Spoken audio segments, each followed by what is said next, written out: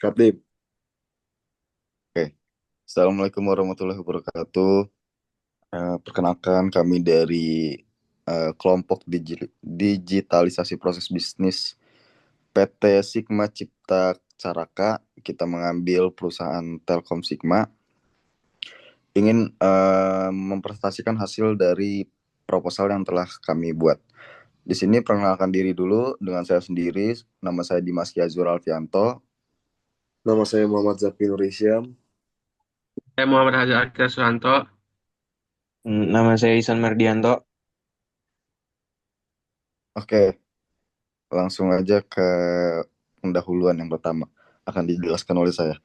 Nah, di sini pendahuluan PT Sigma Cipta Caraka atau Telkom Sigma sebagai anak usaha dari Telkom Indonesia merupakan perusahaan penyedia solusi teknologi informasi dan komunikasi ICT terkemuka di Indonesia dengan lebih dari 1.200 profesional dan lebih dari 350 klien dari berbagai industri. Telkom Sigma berperan penting dalam mendukung transformasi digital di Indonesia.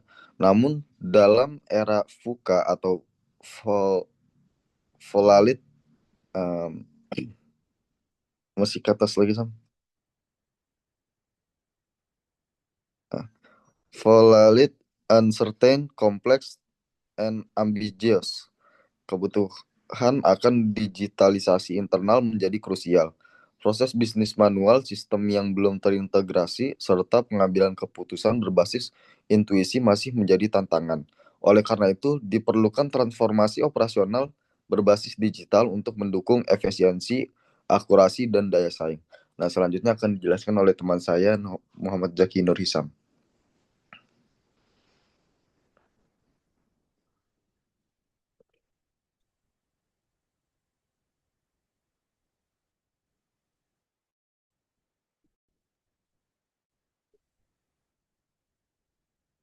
Sam. Oke, selanjutnya ada landasan teori.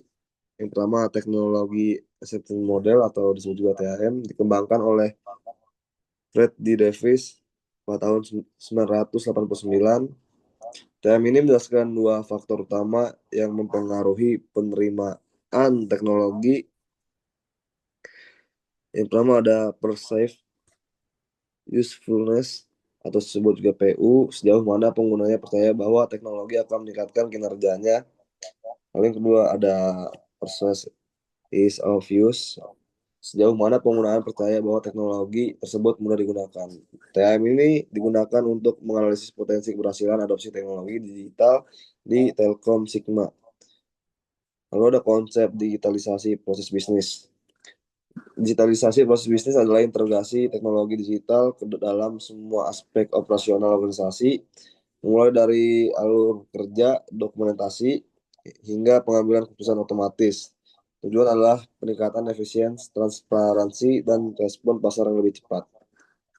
Lalu selanjutnya dijelaskan oleh teman saya, yaitu Hazel.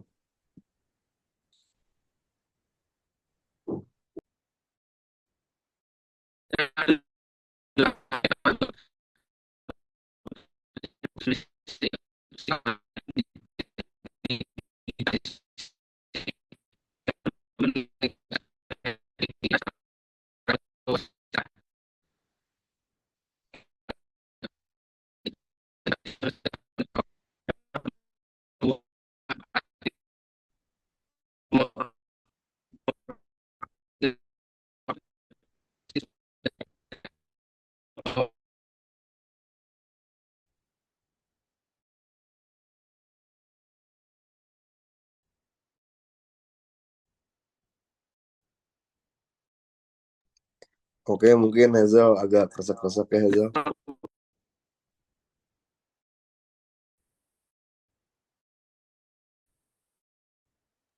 Suaranya kurang jelas Hazel.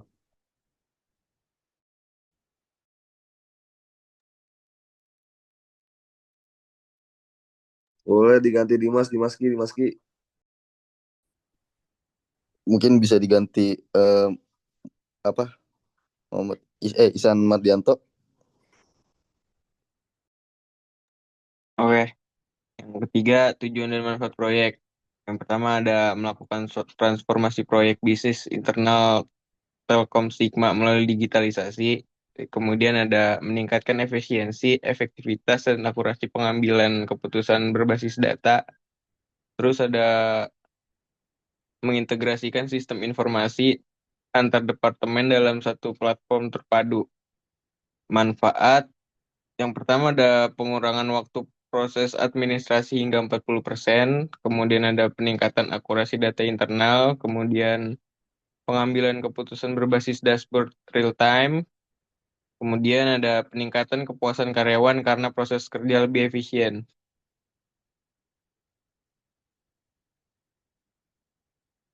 Ini masih gua. Iya. Terus kemudian ada identifikasi permasalahan. Yang pertama ada sistem antar departemen belum terintegrasi atau silo sistem. Kemudian ada penggunaan sistem manual masih dominan atau Excel dokumen fisik. Yang ketiga ada keterlambatan dalam pelaporan dan pengambilan keputusan. Kemudian ada kurangnya visibilitas manajemen terhadap kinerja harian tim. Oke. Selanjutnya metodologi penelitian. Jenis penelitian kita menggunakan penelitian kualitatif deskriptif dengan pendekatan studi kasus Telkom Sigma. Nah, dengan teknik pengumpulan data yang kita lakukan adalah pertama, wawancara semi struktur dengan 10 karyawan dari departemen yang berbeda.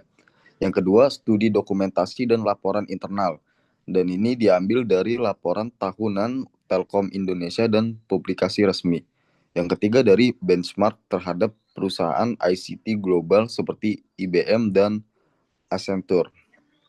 Nah, solusi yang diusulkan pertama, implementasi Enterprise Resourcing Planning atau ERP dan Business Process Management System atau BPMS terintegrasi yang mencakup pertama modal keuangan, SDM, operasional, dan proyek.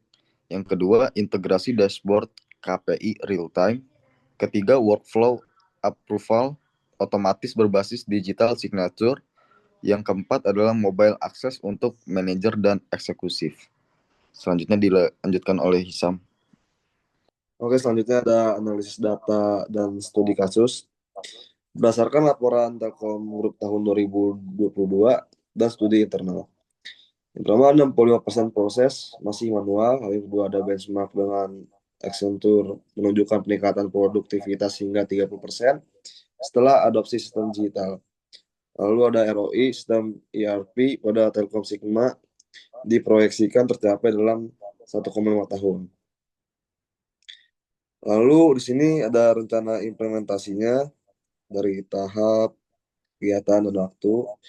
Yang pertama, analisis kebutuhan sistem waktu 1 bulan, lalu pemilihan vendor ERP atau BPMS itu 1 bulan, lalu ada pengembangan dan integrasi sistem selama 3 bulan, lalu ada pelatihan karyawan selama 1 bulan, lalu ada uji coba dan deployment 1 bulan, lalu yang terakhir ada evaluasi continuous improvement lagi ongoing.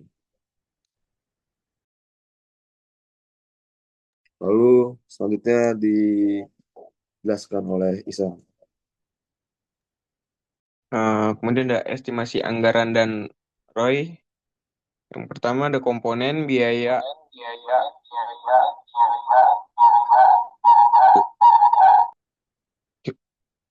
lisensi ERP dan dan BPMS satu satu koma baca gimana tuh? Cuk, 1,2 miliar. Yang kedua ada pengembangan dan kustomisasi 800 juta. Yang ketiga ada pelatihan 250 juta. Yang keempat ada monitoring dan maintenance 300 juta. Total 2,5 miliar. Kemudian ada risiko dan mitigasi. Risikonya penolakan dari karyawan, mitigasi program pelatihan dan change management. Kemudian ada gangguan operasional saat migrasi, sistem dijalankan paralel sementara. Kemudian ada kegagalan integrasi sistem, mitigasi, uji coba bertahap dan backup plan. Kesimpulannya adalah transformasi digital pada proses bisnis internal Techcom Sigma bukan lagi pilihan, melainkan keharusan. Dengan sistem terintegrasi, perusahaan dapat beroperasi lebih efisien, responsif, dan optitif di pasar global. Proposal ini menawarkan solusi konkret dan berbasis data dengan proyeksi ROI yang jelas dan risiko yang dapat dikendalikan.